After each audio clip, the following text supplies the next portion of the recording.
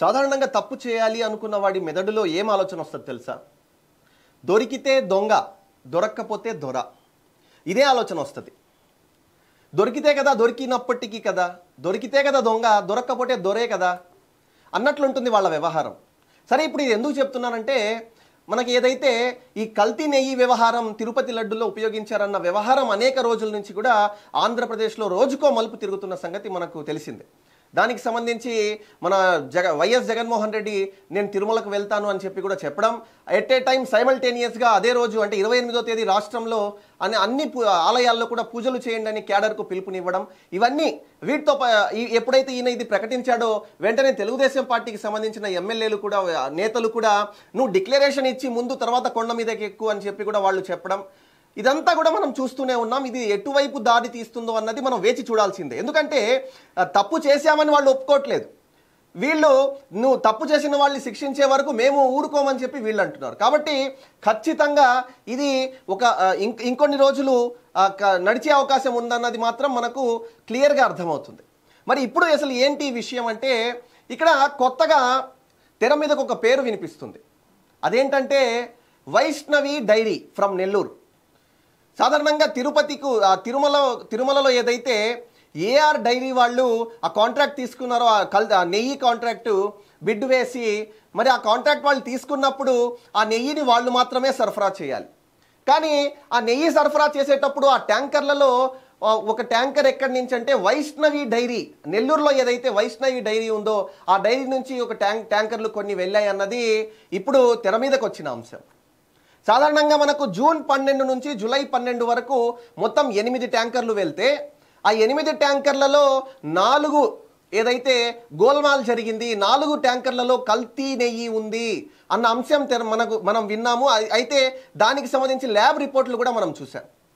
మరి ఈ కల్తీ జరిగింది అన్న అంశం తెర మీదకి వచ్చినప్పుడు ఈ వైష్ణవి డైరీ రాలేదండి. వైష్ణవి డైరీ ఇప్పుడు తెర మీదకి వచ్చింది. ఎందుకంటే ఏవైతే AP 22 DC 4779 అన్న బండి ఏదైతే ఉందో మనకు నెల్లూరు నుంచి ట్యాంకర్లో వైష్ణవి డైరీ నుంచి అది అక్కడికి సరఫరా చేసిందనేది ఇప్పుడు మెయిన్గా వినపడుతున్నమాట. మరి నెల్లూరు నుంచి అక్కడికి వెళ్ళింది, మరి ఆ ఏఆర్ డైరీ వాళ్ళు అసలు ఏంటి, ఎక్కడి నుంచి వాళ్ళు సరఫరా చేస్తున్నారంటే, ఈ ఏఆర్ డైరీ దుండిగల్లో ఉంది. తిరుపతి నుంచి 500 కిలోమీటర్ల దూరంలో యాక్చువల్గా ఆ ఏఆర్ డైరీ సంస్థ ఉంది.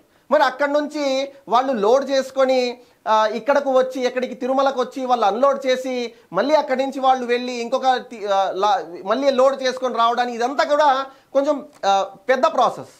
కానీ కేవలం 48 గంటల్లోనే 2 ట్యాంకర్లు వాళ్ళు సరఫరా చేయగలిగారు. ఎలా? హౌ ఇస్ ఇట్ పాసిబుల్ అంటే ఇక్కడే ఒక అంశం తెర మీదకి వస్తుంది. ఒకసారి ఏఆర్ డైరీ నుంచి వచ్చిన లారీ ఇక్కడ అన్లోడ్ చేసుకొని ఇక్కడి నుంచి మళ్ళీ దుండిగల్కు వాళ్ళు వెళ్ళలేదు. తిరుపతి నుంచి వాళ్ళు నెల్లూరుకు వచ్చి, నెల్లూరు నుంచి ఏదైతే లారీ ఉందో ఆ ట్యాంకర్ ఉందో, నెల్లూరు నుంచి వైష్ణవి డైరీ నుంచి ట్యాంకర్ వెళ్ళి తిరుమలలో అన్లోడ్ చేశారన్నది ఇక్కడ ప్రధానంగా వినిపిస్తున్న ఆరోపణ. అయితే ఇప్పుడు అనిల్ కుమార్ యాదవ్కు తెర మీదకి అనిల్ కుమార్ యాదవ్ అన్న అంశం ఎందుకు వచ్చిందంటే, ముఖ్యంగా అనిల్ కుమార్ యాదవ్ మంత్రిగా ఉన్నప్పటి నుంచి కానీ, ఆ తర్వాత ఎమ్మెల్యేగా ఉన్నప్పుడు కానీ నెల్లూరులో అనిల్ కుమార్ యాదవ్ ఏది చెప్తే అదే అన్నట్టు నడిచింది. ఎందుకంటే వైఎస్ఆర్సీపీ రాష్ట్రం మొత్తం అటువంటి అరాచక పాలన చేసింది. మరి అనిల్ కుమార్ యాదవ్ మీద వాస్తవంగానే కొన్ని అనుమానాలు ఉన్నాయి. అనిల్ కుమార్ యాదవ్ చెన్నైలో ఎందుకు మకాం కట్టుకుంటున్నారు? ఏఆర్ డైరీ సంస్థతో అనిల్ కుమార్ యాదవ్కు సంబంధాలేంటి? వైష్ణవి డైరీతో అనిల్ కుమార్ యాదవ్కున్న సంబంధాలేంటి? అదేవిధంగా బినామీల పేరుతో అనిల్ కుమార్ యాదవే డైరీలు నడుపుతున్నాడా, లేదా బినామీల పేరుతో అనిల్ కుమార్ యాదవే ఆ నెయ్యి సప్లై చేస్తున్నాడా? ఎన్ని కోట్లకు ఈ డీల్ కుదిరింది? ఎన్ని కోట్లు ఈ డీల్లో కమిషన్లుగా వెళ్ళాయి? ఇటువంటి అనుమానాలన్నీ తెర మీదకు వస్తున్నాయి. ఇటువంటి అనుమానాల నేపథ్యంలో ఇప్పుడు మనకు తెలిసిన విషయం ఏంటంటే, వైష్ణవి డైరీ నుంచి తిరుమలకు కల్తీ నెయ్యి సప్లై అయిందన్నది ఇక్కడ మనకు క్లియర్గా అర్థమవుతున్న విషయం. ఏఆర్ డైరీతో పాటు తిరుమల డైరీ ఏదైతే ఏఆర్ డైరీతో పాటు వైష్ణవి డైరీ, ఈ రెండు కూడా ముఖ్యంగా తెర మీదకు వస్తున్న అంశాలు. అయితే ఇక్కడ మనం ముఖ్యంగా చూసేది ఏంటంటే, ఎప్పుడైనా ఏదైనా సంస్థ ఒక బిడ్ వేసినప్పుడు ఆ సంస్థ యొక్క కెపాసిటీ క్యాపబిలిటీ మనం చూడాలి. ఆ సంస్థ యొక్క కెపాసిటీ క్యాపబిలిటీని దృష్టిలో ఉంచుకొని ఆ సంస్థ ఏదైతే దేవస్థానం ఉందో దేవస్థానం వాళ్ళకి ఆ కాంట్రాక్ట్ అప్పగించాలి. కానీ ఏఆర్ డైరీకు అంత సామర్థ్యం ఉందా? ఏఆర్ డైరీ వాళ్ళు అంత నెయ్యి వాళ్ళు సప్లై చేసేంత క్యాపబిలిటీ వాళ్ళకుందా? లేనప్పుడు మరి వాళ్ళు ఏం చేశారంటే ఇక్కడే అనుమానాలు కొన్ని వస్తున్నాయి. ఎవరైతే కొంతమంది సిండికేట్గా మారి, కొంతమంది డైరీ వాళ్ళు ఇద్దరు లేదా ముగ్గురు డైరీ వాళ్ళు సిండికేట్గా మారి ఆ బిడ్ వేసి ఆ బిడ్ను పాస్ చేయించడంలో ఇక్కడి మంత్రి, అదేవిధంగా నెల్లూరుకు సంబంధించిన ఎవరైతే అనిల్ కుమార్ యాదవ్ ఉన్నారో, అదేవిధంగా చిత్తూరుకు సంబంధించి తిరుపతికి సంబంధించిన నాయకులు ఉన్నారో, వైఎస్ఆర్సీపీ నాయకులు, ఆనాడు వీళ్ళు మెయిన్ పాత్ర పోషించి వాళ్లకు కాంట్రాక్ట్ ఇప్పించడంలో సక్సెస్ అయ్యారా?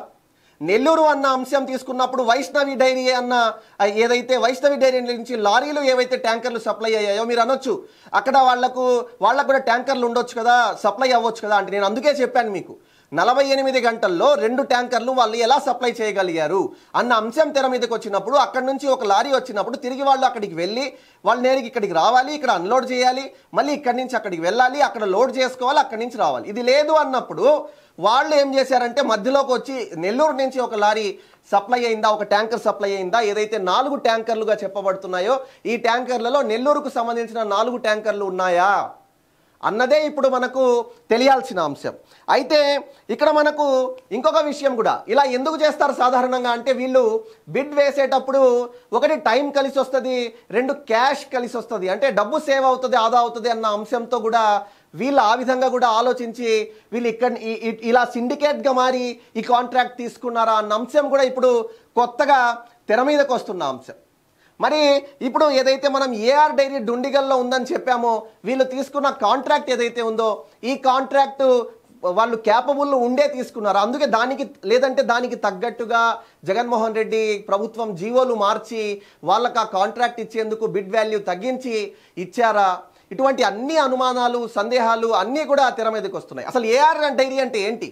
ఏ అంటే అనిల్ కుమార్ యాదవా ఏంటి? ఇటువంటి అనుమానాలన్నీ తెర మీదకి వస్తున్న నేపథ్యంలో ఏ విధంగా ఆ కల్తీ నెయ్యి అంశం తేలుతుంది, ఏ విధంగా దీనికి న్యాయం జరుగుతుంది, ఎప్పుడు పరిష్కారం అవుతుంది అనేది కూడా ఇవన్నీ మనం వేచి చూడాల్సిన పరిస్థితి నెలకొంది.